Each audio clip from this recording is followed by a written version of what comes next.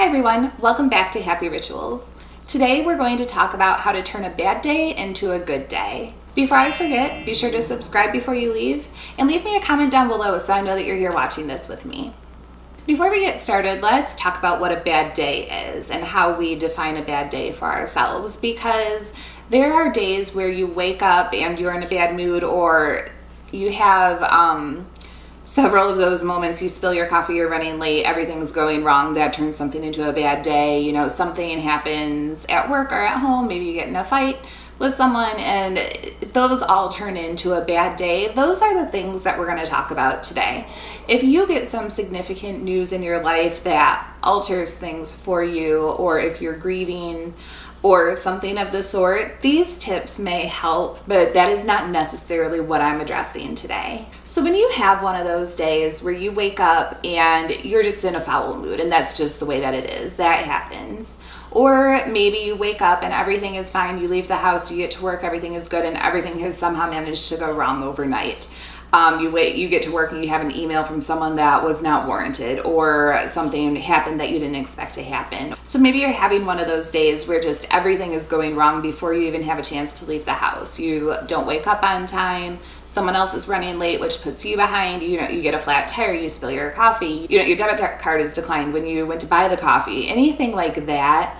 Getting an offender bender on the way to work. I remember one of the most foul moods I've been in recent memory was when someone rear-ended me on my way to work, and it was no big deal at all. Like, you could barely even tell that the paint moved on the car. It wasn't even chipped. Like, it just moved the paint a little bit. And I was in such a bad mood after that because I plan my days to the minute. So if something doesn't go exactly the way that I want it to, and I had to pull over and stop and talk to the person for 3.5 minutes, that threw me off. And I had a couple of things that I was able to do later in the day to help me snap out of it. And those are what I'm going to talk to you about today. So I'm going to start with the most important thing that I feel we need to do as adult humans when we're having a bad day. And that's that we really truly need to sit and feel our feelings. We need to be angry. We need to be mad. We need to just feel that and acknowledge that that's moving through us in this moment. And that's exactly what it's going to do. Feelings are just visitors. Let them come and go. As children, we didn't have any way to cope with it. We may cry or get a hug, things like that. But as a child, you really had to feel your feelings. As an adult, you come up with different coping mechanisms, and I refer to it as numbing. And I'm sure a lot of you can relate to this. If you're having a bad day, maybe you have a drink, maybe you go out and buy something. And it could be any vice that you have: smoking, drugs, spending money, eating, anything like that. That's what we tend to do when we don't want to acknowledge our feelings. And that's why we're trying to numb our feelings. But doing those things, while it may feel good in that moment, and it may feel like it is the best course of action for you, it's not actually going to help you move through and feel your feelings. One of the first things that you need to do is get it out in a safe and productive way.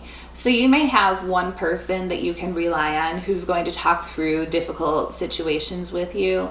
That's perfect. They're not going to let you wallow in it. They're not going to let you go down 15 different roads that you don't need to go down. They're going to help you to focus on what made you mad, let you get it out there, because that in and of itself is helpful, just getting it out, whether you say it to someone or whether you write it down.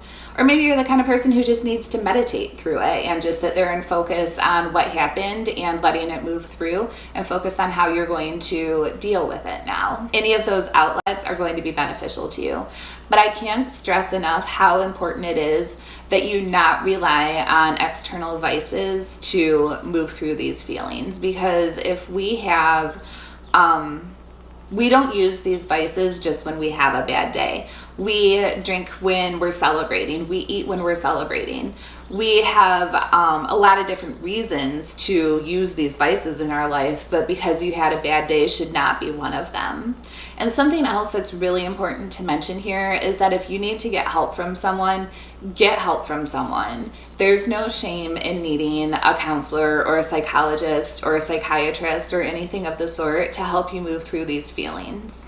Whichever way you choose, whichever outlet is going to work best for you, that's great.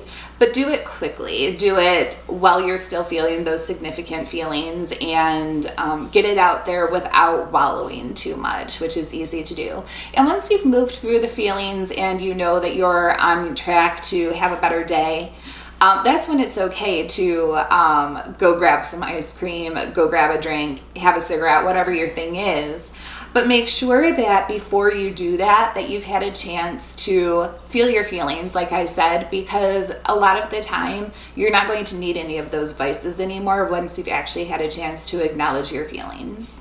And to do this, you really need to identify exactly what it was that made you upset. So you may have spilled your coffee, which, depending on the day for me, that would or would not make it a bad day for me. It probably wouldn't. However, if I were wearing a favorite shirt or something of the sort and it ruined that shirt, that's going to turn it into a bad day for me. If I spill my coffee on a sweatshirt, probably not going to ruin my day, probably not going to put me in a bad mood. But really think about what it is that you're mad about. Are you mad that you spilled your coffee? Are you mad that someone bumped into you and made you spill your coffee? Are you mad that it ruined your shirt? Or if, say you're in line at the drive-thru in the morning for breakfast or for your coffee or tea or whatever your thing is, and your debit card is declined, that's going to put someone in a bad mood.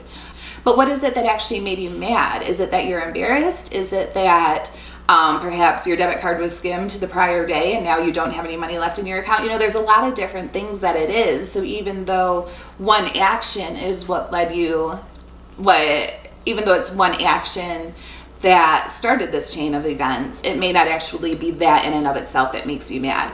As an example, if your debit card is skimmed, it's a lot of work to get that money back, right? You got to call the bank, you got to do so much stuff. They cancel that card, and then you need to figure out how you're going to pay for everything for the next 8 days before you get your next card. It's such a hassle. So once you've identified what it is that truly made you mad, that's when you need to sit there and acknowledge your feelings, talk to someone, journal, sit there quietly and breathe through it, whatever is going to work for you. And it may be that if it's an individual that made you mad, maybe writing it down is what's going to help you. But if you choose to type it up in an email, write it down on a piece of paper, don't leave that where it could be found by someone else, or don't even leave it where you could find it again. Definitely make sure that you have a method to destroy it once you've gotten it out, because that's truly what the practice is to get it out. It's not to keep it as a keepsake. That's not going to be the point of this. So the next thing that I do once I have acknowledged my feelings and figured out which outlet I'm going to use is I have essentially kind of a little vault of mantras that I use depending on which one is speaking to me at that time. So generally my go-to is that I have made it through 100% of the bad days in my life, and I'm going to make it through this one too. A couple other ones that I sometimes think about are: a bad day does not equal a bad life. I think many of us can really feel like we've had an amazing life, and a bad day may just be that, a bad day. It may only be a bad half a day. But in that moment, it's pretty stressful and it's a struggle to get through it. But I do keep that in mind, that this is only just the smallest piece of my life. And another one that I know a lot of people use is this going to matter in 5 minutes, 5 days, 5 weeks, 5 years? Don't spend any time worrying about it if it's not going to matter again in the future. I also encourage you to be honest about it. I am not usually in a bad mood, especially at work. I personally feel as though when you're at work, that you're only there for a set amount of time. There's really not a need to bring other people down with you, even though sometimes it is unavoidable. I generally tend to avoid people when I am in that kind of mood. But for the most part, I will tell people around me if I'm in a bad mood. Once something has happened and I've identified what it is, I will tell whoever I'm spending time with that day, look, I'm in a really bad mood. I'm trying to snap out of it. This happened. Just wanted to let you know. And that prevents you from lashing out or snapping at someone, which of course is something that we don't want to do, because you don't want to cause a conflict with someone just because something kind of obnoxious happened and put you in a bad mood. I also be sure to acknowledge and appreciate the fact that I did have those feelings, which sounds a little bit counterintuitive, but I do appreciate that I have the days and the moments and the times that allow me to be more grateful for all of the good days and all of the good things that I have. So be grateful for the experience and allow it to be a learning experience for you, and then move on. And once you've decided to move on, figure out what you need to do to make it right. There might not be anything that you can do, but if you had a disagreement with someone, I'm not saying you don't have to apologize if you were not wrong, but talk it through. If you do need to apologize, be sure to apologize and do it in a very sincere and empathetic way. And then another thing that I do that is both a ritual and symbolic is take a shower.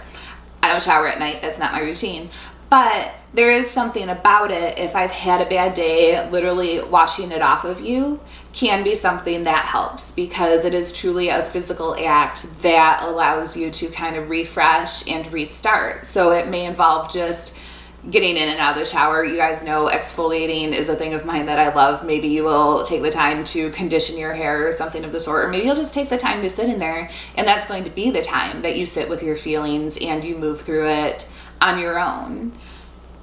That may or may not work for you, but if it is something that you're able to do at the time, consider it, because it is something that, again, is symbolic in that you're literally washing it off of you. And of course, there's some other things. I respond really well to music. I specifically have a bad day playlist that is some of my favorite music, some like kind of angry music that helps me to move feelings through me. Again, I have mentioned in one of my videos that certain smells help to alter your mood and your attitude. So if lavender, lemongrass, orange, citrusy things of that sort help, be sure to keep that nearby. And also focusing on some good memories that you have is a good way to break that funk. So I hope you found something helpful in this video today. If there's something specifically that you do, I would love to hear it. Share it with me on social media or leave a comment down below. Thanks again for joining me, and I can't wait to see you again next time.